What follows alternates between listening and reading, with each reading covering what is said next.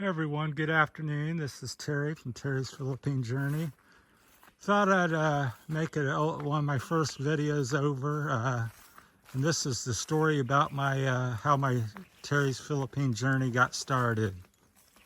So my thoughts and approximate timetable and what has transpired up to today. And it may be a 2 or 3 parter because I don't know if I can get it all in 15-20 minutes or even an hour. So we'll go back to 1999, 2000, I believe. It was about 20 some years ago or so. 25 years ago. I was back in America, and I was around 50 something, roughly. Maybe 45, 50. Not too accurate here. I'm walking and talking, trying to watch my step here. But anyhow, back about 15, 20 years ago, I'm back in America. And I'd been married a couple times and dating some dating people, and working and chasing the American dream and doing all these types of things. Busy hustling, trying to make a buck, save a buck. And after a couple failed marriages in America, I met a Chinese lady, and we went out for a few months, and it didn't really work out. But what I did like and get from it was one, they're very beautiful, the Asian culture, in my opinion, the dark hair and dark eyes and everything, and also very hardworking and smart and loyal, very family oriented, very community oriented, very loyal. And that kind of really stuck with me. So after we parted ways, I started trying to look around for a few other American women again, dating.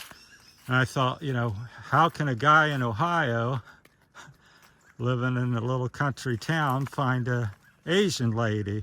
I thought, well, dating apps or sites, and I thought, no, I despise them. I just don't like them.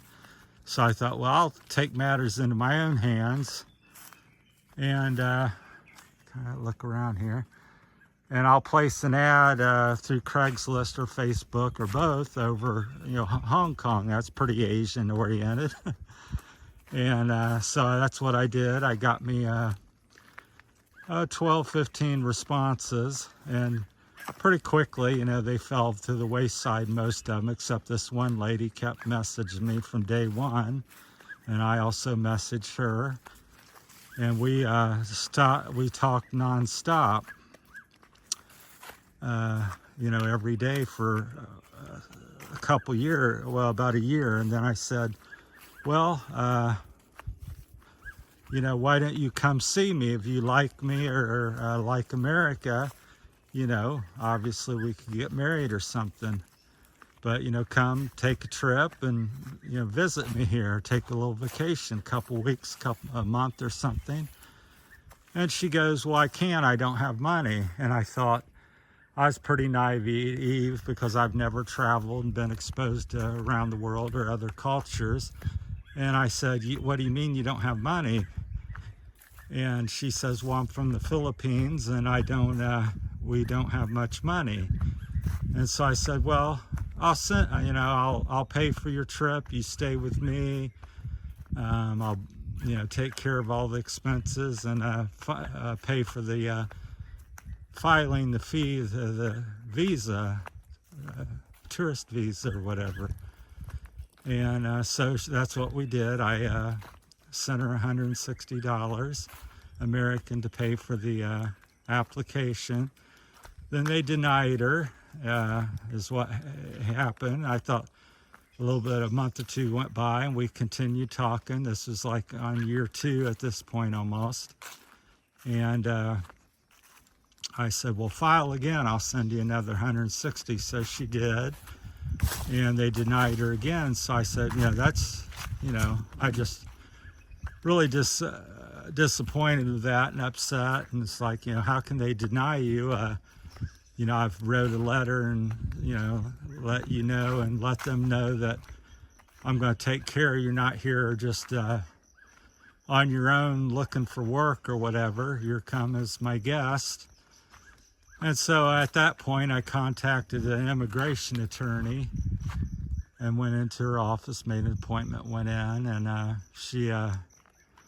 sat down. I said, yeah, I've been talking to this Philippine lady over in Hong Kong for a couple years, and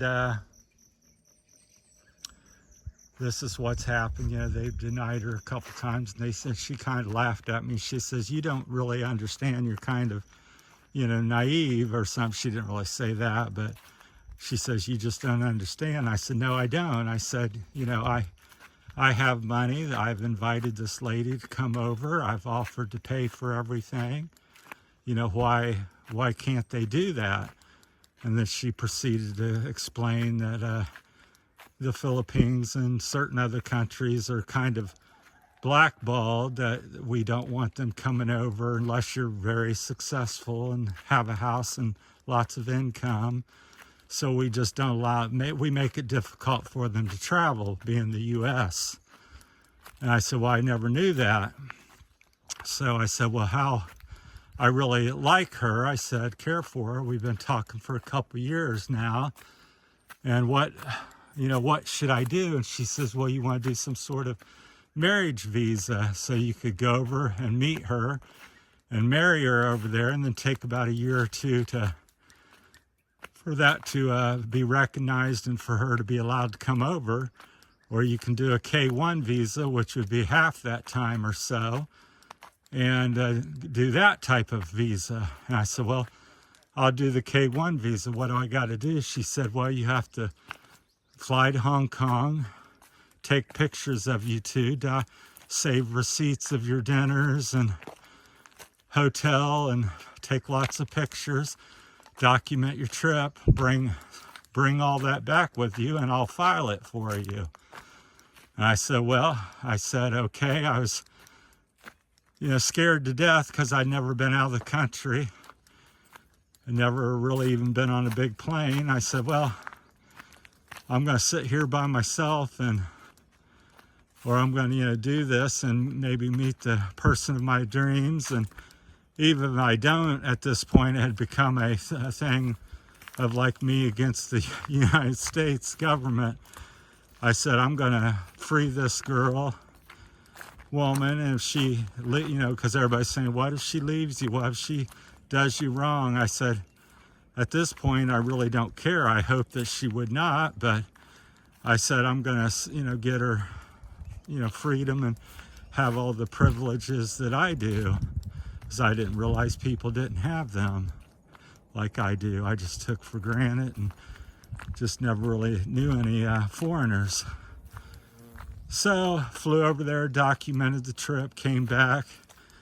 Took about 7 to 10 months once I filed, and they finally let her come over here, and we met and liked each other, and I asked her to marry me, and we got married within the 90 days, and that's where it has been. And we've lasted about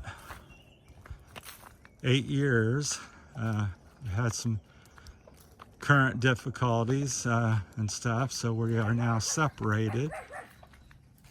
But I won't go into too much personal stuff, but that's where that's at. So, but anyhow, that's our kind of story. So we moved over here about 15 months ago in January, and